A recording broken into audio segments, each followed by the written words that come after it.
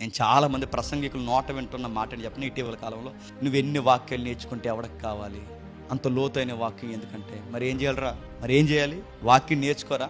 వీళ్ళందరూ ఎలాంటో చెప్పండి, వీళ్ళు చదవరు. చెప్పండి, చదివని చదవనివ్వరు. వీళ్ళకి అర్థం కాదు, వీళ్ళకి అర్థం కాలేదు కనుక ఎవరికి అవసరం లేదంట. మళ్ళీ చెప్తున్నా, ఇలాంటి మాటలు ఎవరైనా మాట్లాడితే అలాంటి దూరంగా జరగదు. వాక్యం చదవాలి, వాక్యాన్ని నేర్చుకోవాలి, ప్రతి అధ్యాయం తెలియాలి. ఇది తెలియాలి, ఇది తెలిస్తేనే ఆయనకి భక్తి ఎలా చేయాలో తెలుస్తుంది. నేను రైట్గా ఉన్నాను, రాంగ్ ఉన్నాను నాకు తెలియజేసేది ఒకే ఒకటి చెప్పండి, ఈ వాక్యమే చెప్తాది.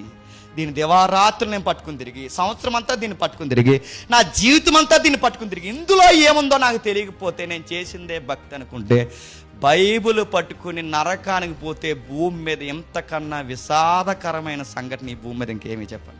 ఇది నీకు తెలియాలి. ఇది ఎన్ని సంవత్సరాల నుంచి మోస్తున్నావో తెలియదు, కానీ ఇది నీకు పిన్ టు పిన్ తెలియాలి. తెలియాలని నీకు సరిపోద్దని మన జీవితాలకి తగ్గట్టుగానే ఇది రాయించాడు. ఇది నువ్వు ఇది చదవకపోతే నీకు నీ జీవితానికి అర్థం పరమార్థం ఏం తెలుస్తుంది. ఇంత వాక్యం విన్న తర్వాత కూడా వీడు ఏ పనిలోకి వెళ్ళట్లేదంటే, మళ్ళీ చెప్తున్నాను, వీడికి వాక్యం ఎక్కిందంటారా?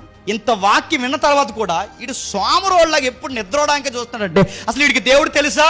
ఇంత వాక్యం విన్న తర్వాత కూడా వీడి తిండికి ఇంత పరుగులు చేస్తున్నట్టు వీడికి వాక్యం తెలుసా? ఈ బ్యాచ్ అంతా ఎక్కడ ఉన్నారో చెప్పండి. ఈ సంఘంలో వాళ్ళందరూ బాగా బద్దకస్తులు అంటే ఈ పాస్టర్ గారు వీళ్ళకి ఏం చెప్పట్లేదు చెప్పండి, వాక్యం చెప్పండి. ఈ సంఘంలో ఉన్న వాళ్ళందరూ జర్జాగా అబద్ధాలు ఆడతారంటే వీళ్ళకి ఏం చెప్పట్లేదు చెప్పండి, వాక్యం చెప్పండి.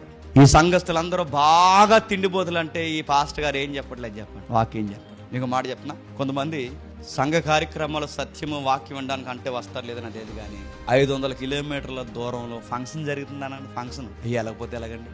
ఎక్కడికి? ఇప్పుడు వెళ్ళి ఆ బిర్యానీ తినకపోతే వీడికి జీవితం పోయినట్టు ఉంటుంది. ఇప్పుడు వీడికి లేరా? ప్రేమ విందుల్లో సంఘంలో గొడవలు ఎట్టుకునే వాళ్ళు లేరా? తిండి కోసం. క్రేతు ప్రజలు కాదా? సంఘంలో అబద్ధాలు ఆడుకునే వాళ్ళు లేరా? వీళ్ళ క్రేతు ప్రజల లక్షణాలు కాదు ఇవి. భ్రష్టులుగా, దుర్మార్గులుగా, వైల్డ్గా బిహేవ్ చేసి ఇక్కడ వాక్యం చెప్పినోడి మీద తిరగబడే లక్షణాలు కలిగిన వాళ్ళు లేరా? ఇది క్రేతు ప్రజల యాటిట్యూడ్ కాదా? ఇలా తయారవడానికి కారణం బహుశా వాళ్ళకి వాక్యం తెలియదు. బహుశా కదా, వాళ్ళకి వాక్యం తెలియదు. వాళ్ళకి వాక్యం చెప్పిన ఎక్కదు. వాళ్ళ బుర్రలో ఎప్పుడు బాగు చేసుకోరు. వీళ్ళు ఉండాల్సింది ఎక్కడంటే ఫిలిస్తీన్ లాంటి వారు, క్రేతు ప్రజలు లాంటి వారు, కెప్తోరు ప్రజలు లాంటి వారు. వీళ్ళు మళ్ళీ చెప్తాను, వీళ్ళ జర్జాగా నరకానికి చెప్పండి